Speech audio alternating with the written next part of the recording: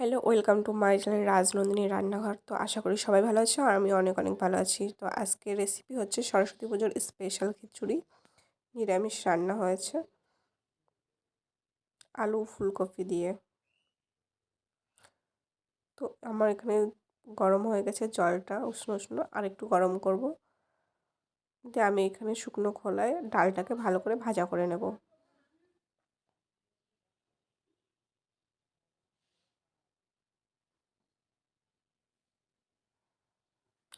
3 থেকে 4 মিনিট ভাজা করে নিতে হবে,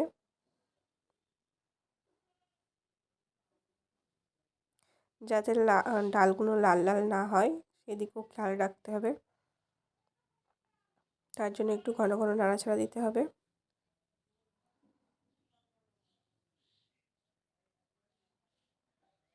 দিয়ে আমার এবার হয়ে গেছে ডালটাকে, এবারটা আমি নামিয়ে নেব। এবার আমার জলটা ভালো গরম হয়ে গেছে, এবার আমি চালগুলো দিয়ে দেবো, ভালো করে ধুয়ে নিয়েছি।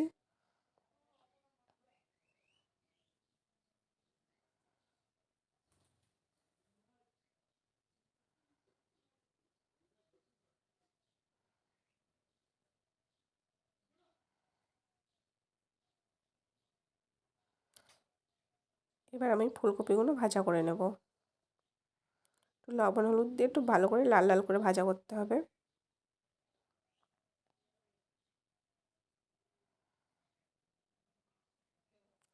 এখানে আমি পরিমাণ মতন হলুদ আর লবণ দিয়ে দিয়েছি।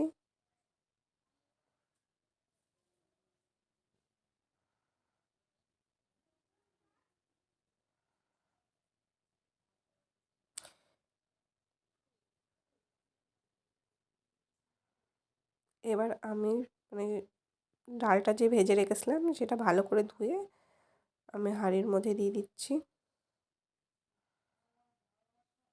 এবার আমি আলুগুলো দিয়ে দিলাম। আমার এগুলো ফুলকপিগুলো ভাজা হয়ে গেছে। এবার আমি আদা জিরেটা বাটা করে নিয়েছি।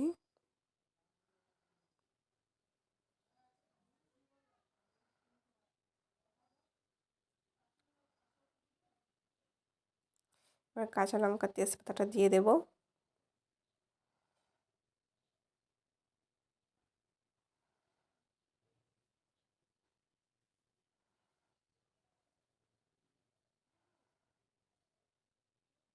আমি ওই তেলে একটু জিরে ফোড়ন দিয়ে নিলাম, তেজপাতা,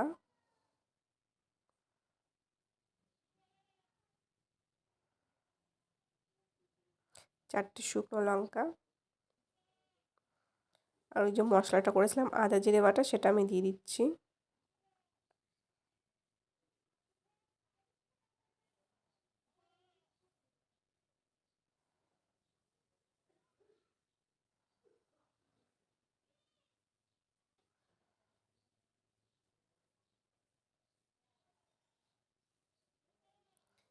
এবার আমি 2টো টমেটো দিয়ে দিচ্ছি। দিয়ে এটাকে আমি ভালো করে কষিয়ে নেব মশলাটাকে।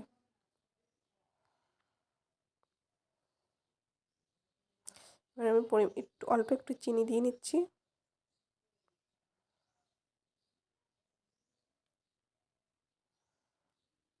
এবার হলুদ আর পরিমাণ মতো লবণ দিয়ে নিচ্ছি।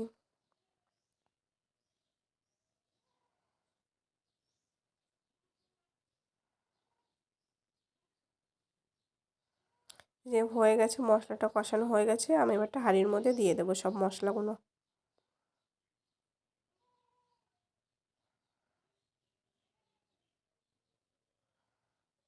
আমি এবারটা এইভাবে নাড়াচাড়া দিয়ে নেব যাতে মশলাগুলো মানে জলের সাথে মিশে যায়। এবার অনেকটা 30 মিনিট পরে ফুটে উঠেছে। ফোটাতে হবে, এবারে পরিমাণ মতো লবণ হলুদ আর চিনি দিয়ে দিতে হবে।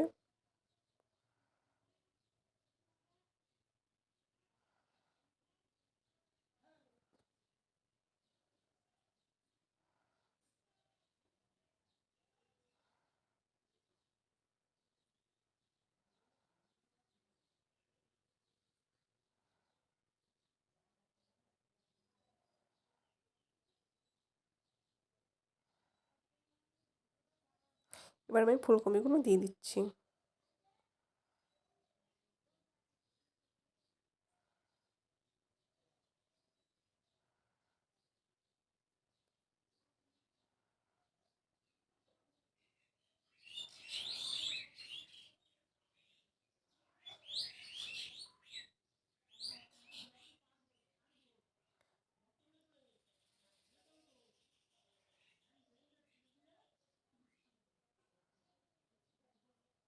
এবার আমি অল্প একটু ঘি দিয়ে দিচ্ছি 2 চামচ মতন।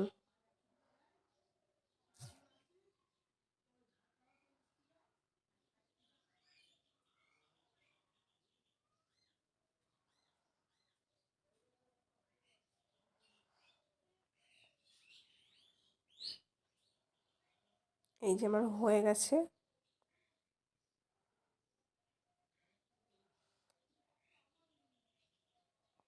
তো এইভাবে একদিন ট্রাই করে দেখবেন, খুবই টেস্টি হয় খিচুড়ি খেতে। তো ভালো লাগলে অবশ্যই লাইক, কমেন্ট আর সাবস্ক্রাইবার করতে ভুলবেন না।